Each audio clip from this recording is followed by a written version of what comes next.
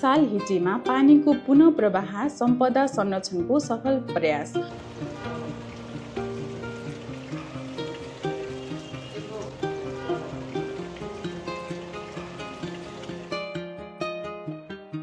दुई 2079 सालको भदौ महिनामा हामी काठमाडौँ महानगरपालिकाका 32 वडामा अनुगमनको लागि गएका थियौँ। सोही क्रममा नक्साल हिटीको पनि अनुगमन गरिएको थियो। अनुगमनका क्रममा स्थानीय बासिन्दाले उक्त हिटीमा करिब 2055 सालदेखि पानीको निकासा नभएको जानकारी दिनुभयो। हामीले उक्त समस्याको जानकारी पाएपछि त्यसको समाधानका लागि सम्पदा तथा पर्यटन विभागलाई आवश्यक पहल गर्न अनुरोध गर्यौं। विभागले अनुगमन गर्दा हिटीको निकासासँग जोडिएको पुरानो मङ्गललाई माटोले पुरिएको अवस्थामा फेला परेको थियो। करिब 4 फिट खन्दा उक्त मङ्गल भेटिएको हो, तर त्यस मङ्गलमा पानीको बहाव देखिएन। सोही क्रममा उक्त मङ्गलसँग जोडिएका 3 वटा घरहरूले पनि हिटीको निकासा अवरुद्ध पारेको पत्ता लाग्यो। ती घरधनीहरूसँग वडा नम्बर 1 मार्फत समन्वय गरिएको थियो। छलफलको क्रममा पुरानो मङ्गल मार्फत पानीको निकासा सम्भव नभएको निष्कर्षमा पुगिएपछि नयाँ मङ्गल निर्माण गर्नुपर्ने सुझाव प्राप्त भयो। त्यस अनुसार ती 3 वटा घरधनीलाई जनही रु 2-2 लाख जरिमाना गराई सो रकमबाट नयाँ मङ्गल निर्माण गरिएको हो।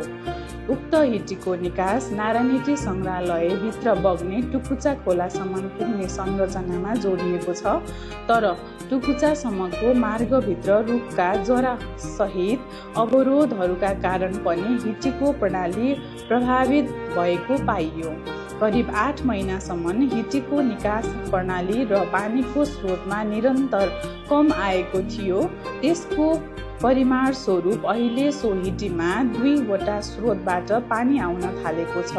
यस अवधिमा विभिन्न हिटी सम्बन्धी जानकारहरूले पनि स्थलगत अनुगमन गर्नुभएको थियो।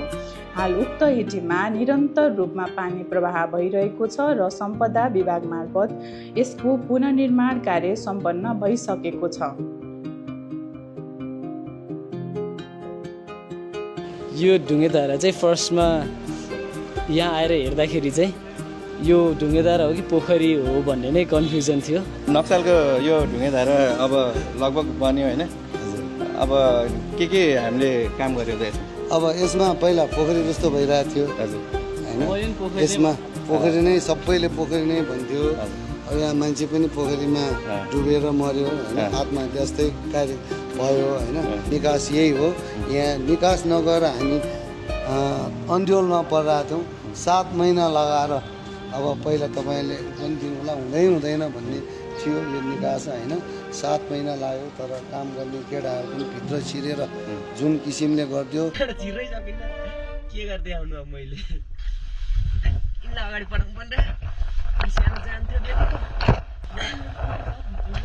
त्यो भित्र भिजेको हुन्न के।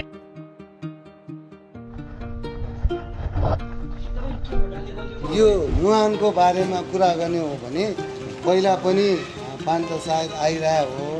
यो लिकेज भएको पनि देखियो होइन। हामीले अलिकति चाहिँ लिकेज मात्र बनायौँ। अझ यसमा हामी टाढैसम्म जाने हो भने धेरै लिकेज उभर योभन्दा बढी पानी आउँछ होला। अब सुन्नमा आएको हिसाबमा अब टेस्ट गरेर हेर्ने भने गोसाइकुण्डको पानी भन्ने पनि हामीले सुन्नमा आएको होइन। अनि अर्को कुरा पहिला भाटबट्नी हाम्रो छ नि मन्दिरको भाटबट्नी चाहिँ यहाँ स्नान गर्न आउँछन् होइन।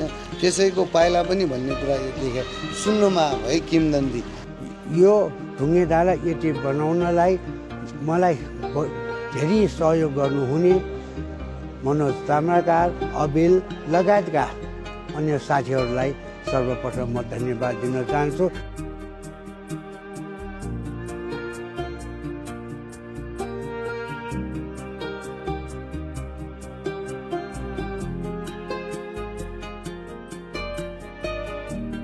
हिटीको परम्परागत प्रणाली पुनः सञ्चालनमा आएको जानकारी गराउन चाहन्छौँ।